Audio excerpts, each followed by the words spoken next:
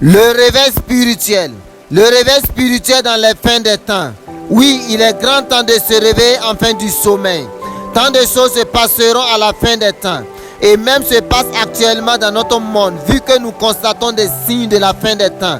Des signes précurseurs, annonciateurs de l'enlèvement, de la seconde venue de notre Seigneur et Sauveur Jésus-Christ et du jugement de Dieu sont bien perceptibles.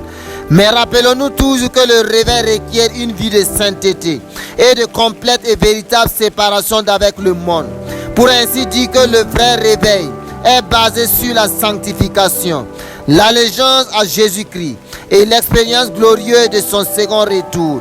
Sur ce, pour un véritable réveil, je prie que le péché n'exerce plus sa domination sur nous, que le monde avec tous ses systèmes n'exerce plus leur domination sur toi et sur moi, au nom puissant de Jésus-Christ.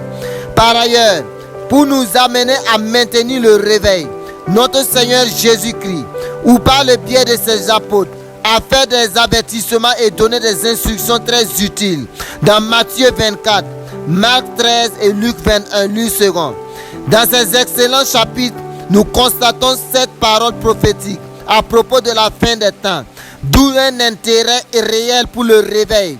Premièrement, il y aura des faux prophètes pour induire les gens en erreur et opérer une séduction généralisée. Ne sois jamais une victime. Marc 13, 21 à 22. Ensuite, des guerres et des bruits de guerre, des famines et des confrontations entre royaumes, des confrontations entre nations, des tremblements de terre, des événements qui doivent forcément arriver. Mais ça serait juste le commencement des douleurs. Mais tiens bon. Marc 13, 7 à 8. Par la suite, il y aura la persécution et la bonne nouvelle, l'évangile annoncé, prêché à toutes les nations. Le témoignage doit être libéré et la persévérance jusqu'à la fin doit être de règle. Marc 13, 9 à 13. Par ailleurs, l'amour qui se refroidit, car l'iniquité, le péché augmentera. Mais la persévérance doit être trouvée en nous. Matthieu 24, 12 à 13. En plus, on enregistrera des temps difficiles et pénibles pour tous, surtout en hiver. Pas de retour en arrière. Difficulté à celles qui seront enceintes ou qui allaiteront. Marc 13, 16 à 18. En outre, nul ne connaît ou ne peut prétendre connaître le jour et l'heure. Pour ce qui est du jour et de l'heure, personne ne le sait, ni les anges des cieux, ni le Fils, mais le Père seul. Matthieu 24, 36. Et enfin des signes dans le ciel, des signes dans le soleil, dans la lune et dans les étoiles, et même sur la terre des angoisses, des terreurs et les puissants des cieux ébranlés. Alors on verra le Fils de l'homme venant sur une nuée avec puissance et une grande gloire. Quand ces choses commenceront à arriver, alléluia, redressez-vous et levez vos têtes, parce que votre délivrance approche.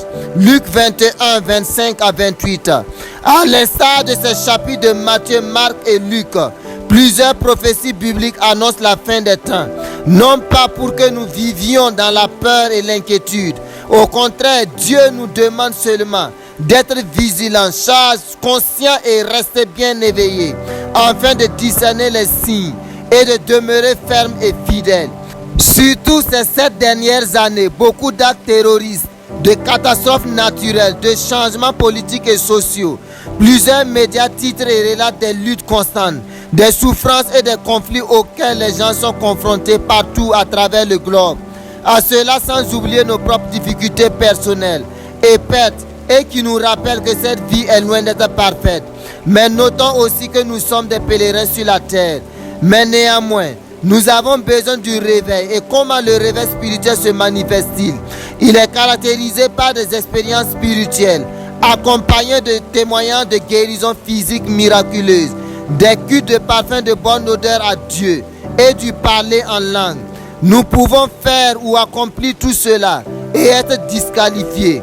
Donc pour rester ferme, inébranlable et toujours fidèle, il nous faut savoir et accepter qu'un véritable réveil commençait d'abord par un véritable retour au Seigneur Jésus-Christ, à une véritable communion avec le Seigneur.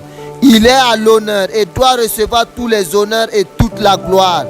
En ce moment même, je prie Que l'Esprit de Dieu accompagne à partir d'aujourd'hui ton témoignage et celle de ton église.